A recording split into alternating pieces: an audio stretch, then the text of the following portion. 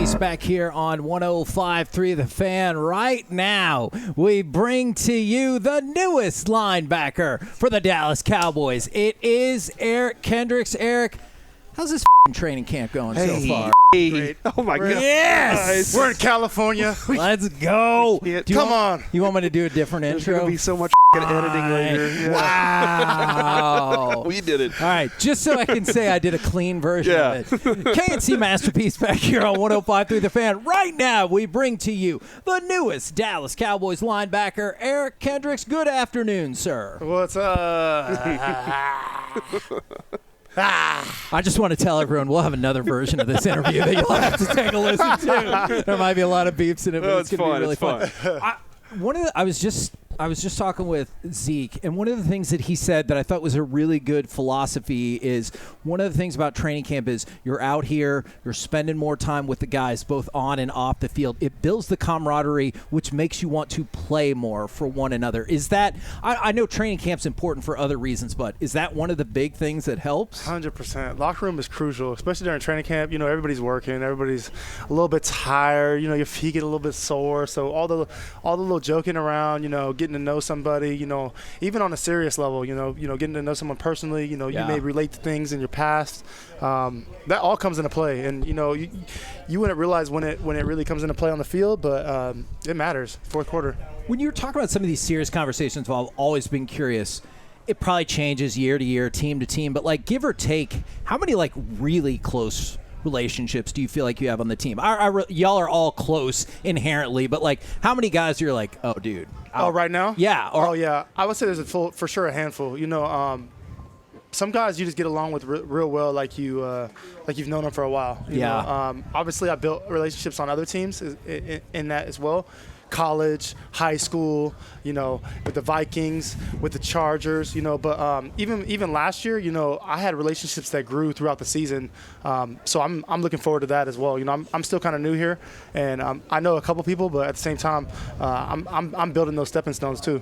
Now you are new here, and my co-host Corey demanded that we have you on the show. I did, yeah, because he has big expectations for you. So I'm sure you put your own pressure on yourself, but Corey, yeah, it's wild because I actually had big expectations. Okay. Wow. Yeah. Perfect. That makes sense. Yeah. I would be really concerned if you're like, I can feel it winding down. This is going to be a mid-season. I'd be like, oh, no. No, man. Well, I mean, obviously the relationship with Zimmer is something that jumps out immediately because you've known him for a long time and you know his defense. The familiarity must have been something that intrigued you about coming to Dallas because you knew he was here and you could do this. Absolutely, definitely. You know, I kind of was in a different defense for 2 years in a row, you know, learning the ropes. I was kind of like the new person learning it.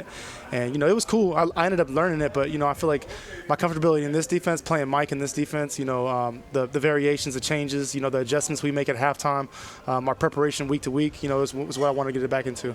My kid, I heard that you were a car guy. Oh, yeah. And my kid and I were talking about vehicles, not like the movie cars. Maybe, I don't know, maybe he loves the movie cars. Hey, now. Too. Ka-choo. Yeah, exactly. Ka-chow, ka-chow. All right, so my kid, I was telling you're definitely not a fan of the movies. I'm new to it. You know, to be honest with you, I held off the movie Cars until my son.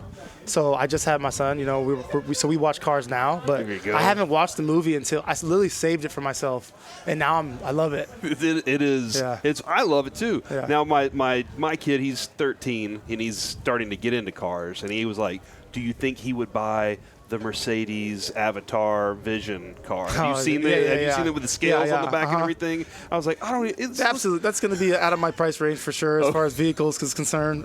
But you know, I do love a good Benz every once in a while. Did you go to a car show in this area, and are you currently driving something from that car show? I go to car shows all the time, and I have been to car shows in this area, but I am currently driving 911 Turbo S. And It's a 992, so it's the new one, and man, is it fun to drive. Is that a purchase of yours? No, or is this? You know, so actually, shout out to Porsche. You know, they let me drive one to camp and have it for the month.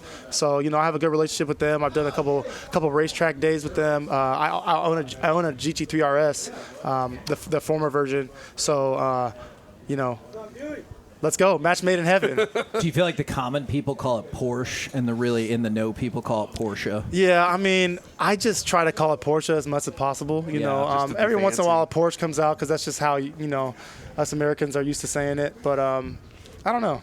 Tomato, tomato. Now, and then the movie Ford versus Ferrari. Let's see. Let's see how Cowboys he is now. Ford or Ferrari? So I'm actually a huge fan of both. But I have a Mustang. Ooh, there you go. I do want a Ferrari at some point. Okay. My dream car is, either a Ford GT, like a 2005, or, a Ferrari 458 Speciale. Yes. Do you wait till you're like, let me wait till my career's over to chase that, or are you like, let me just wait till the price feels a little bit better? Yeah, I feel like it's a good buying market actually right now, to be honest with you. But at the same breath, just when it feels right, I find the right car that I'm kind of, I'm always looking. I'm always looking. Sure. But it's got to feel right too. That's a little different from Alfred Morris, who had the same Toyota that he had from when he was in high school. He drove. I respected it because I'm somebody who will stick with it until it's broken. He rode up in his busted '91 car, and I was like, "Yes, that is a man who takes care of his money." I mean, if you buy a car and your plan is to run the brakes off of it, you got to do that. Get your money out of it. But I like driving I like driving cars for 10 to 20,000 miles, and then just kind of selling them for what I paid for them, or a couple thousand less, so it's I get a free car. Okay, yeah. So I play that game a lot. Or maybe a rental fee at worst. Yeah, exactly. Yeah. You know what I mean? Like registration fees and stuff like that. Exactly. So, insurance. But that's the game I like to play. So I like to kind of drive a little bit of a rare daily. But that's what I do. This secondary, you got some dudes that love to get the football. Mm-hmm. They love to get the football. Sure do. And I'm kind of curious on, that was a Dan Quinn. We hadn't seen something like that around here in a long time. Players that did that, Dan Quinn kind of brought that in. How does that model work with the Zimmer defense? Are they still going to be that kind of aggressive? Are they going to be different lockdown? What are your feelings there? I feel like it just, I feel like once as a DB, once you get the taste for the ball, it's just, that's just what you taste blood, at the same time, you gotta have it. So I love that they have that mindset. I think that with our defense, I think what we're focused on first and foremost is stopping the run, obviously. But in the same breath, once we get that job done, that's when our pass rush and our secondary comes alive. Those work hand in hand together. When the quarterback has to get rid of the ball quick, or he has to hold it a little bit too long, that's when you start seeing big plays in the back end. You were just talking about stopping the run. I didn't realize we're really, really early in camp, but do you get the sense that is going to be a focus of camp not because in past years, the Cowboys also struggled stopping the run. I realize that is not your responsibility or this team's responsibility, but it feels like it might trickle over because of that. It's definitely a team. It's definitely a team effort. You know what I mean? I think stopping the run is a mentality first and foremost. But I've been on a lot of great defenses. I play with a lot of great players who just take that mindset, and sometimes you're going to have a harder down than others, and that's what it means to be successful. Then we got to play good defense. Is third down your favorite down?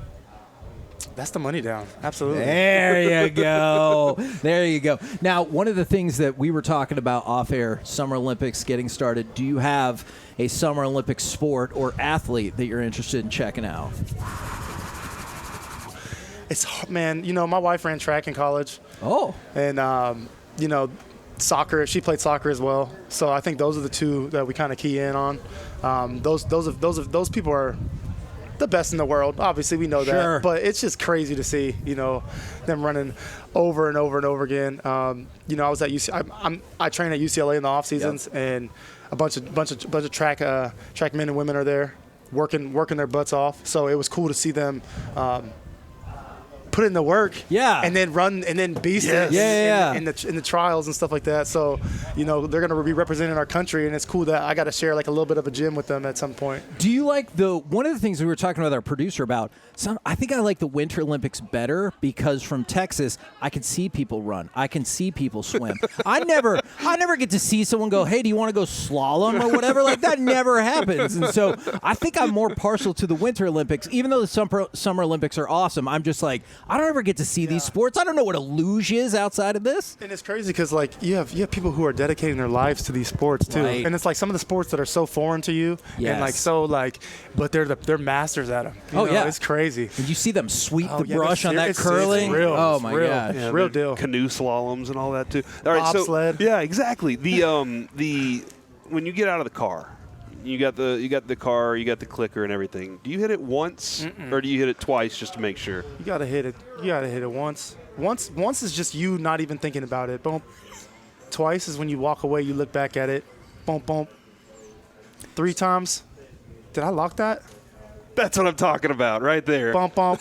Just got to make sure. Are you ever afraid it's like a garage door opener? If you push it again, it'll reopen. No. I used to be terrified if someone, when I first started driving, if someone pushed my garage door opener, doesn't matter where I was, I was like, Oh yeah. I would push it again just to make sure. No, yeah, I have like 2 garage door openers. I had 2 garage door openers at some point, and when I would press the opposite one, I would be like, dang, I'm miles away, and like, I hope my garage doesn't open. I was in San Antonio last week and I pushed it and I went, oh man, I'm in Plano. Did I do that right? I don't know. Logic dictates that Even though you're fine. right on your street and you're pressing it and it's like not working, and you're like, Here I am 150 miles away going, I don't know. That's Maybe definitely it going to didn't. work. Zach Martin, I believe it was yesterday, said, hey, you want to stack good practice on top of good practice. I'm curious what that means to you in terms of team good practice and then individually, what's a good practice for you? good practice to me is just feeling good. You know, obviously there's going to be mistakes made, and sometimes that is part of good practice, because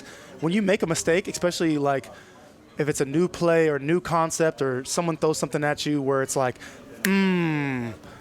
you know what, I saw it then, but next time I'll be ready for it. You know what I mean? So like even a mistake is good at this time, but a good practice to me is me coming out engaged. You know, I'm ready to work. I get my good warm up in. I'm feeling good, feeling nice and looped up.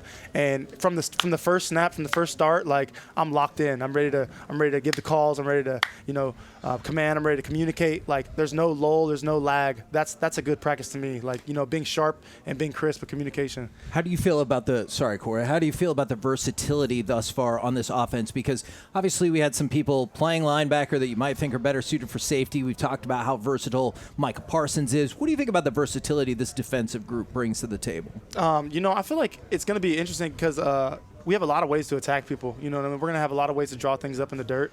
And as long as everybody understands the concepts fundamentally, we can get a lot of things done in pressure-wise. Yeah, I was kind of curious on that part of like a lot of Cowboys fans, they want to make up for what happened against Green Bay immediately. Would you anticipate, look, it's going to come out hot, or we're building to something with this defense? We got to just be right here, right now. You know what I mean? Like, first of all, I wasn't here. So yeah, exactly, point, exactly. Good point. What happened? Well, I don't know. So We ran out of time. That's what happened. I have no idea. So anyway, we're building. It's a long season. We know that. It's a long training camp, and we got a lot of stepping stones to build out here before we even get some live looks. So once the lights come on, things get real, and that's when you start knowing who's going to show up and who's not. How many alarm clocks do you have set? But like, do you have 2 alarms set? I have 2 alarms set, but I have a whole catalog full of like from like 5 o'clock to to maybe 3-4 p.m. It's just like I could just scroll and just kind of choose the times. Yeah, same thing set up there, just so I know. You gotta choose your quadrants of when you want to wake up. Okay, but last night I did do the thing where I set it for 6, and then I rolled over and I laid there for about 5 minutes, and I went, Did I set my alarm? Oh, and I was gosh. comfortable. And I didn't want to roll back over, but I knew I had to, because if I didn't, Gotta check it. And it was set. For both of y'all then, do you set an alarm that you actually get up at? Oh, yeah. Or do you set the 6 o'clock, 6:05, 6:10, you guys are driving me insane alarm? I set the 6:05. Oh, no. And then the 6:10, and that's it. That's all I need, because I need the like 6:05. The 6:05, I usually wake up on that one, Okay. and then I turn my 6:10 off. However, I can't ever get caught lacking.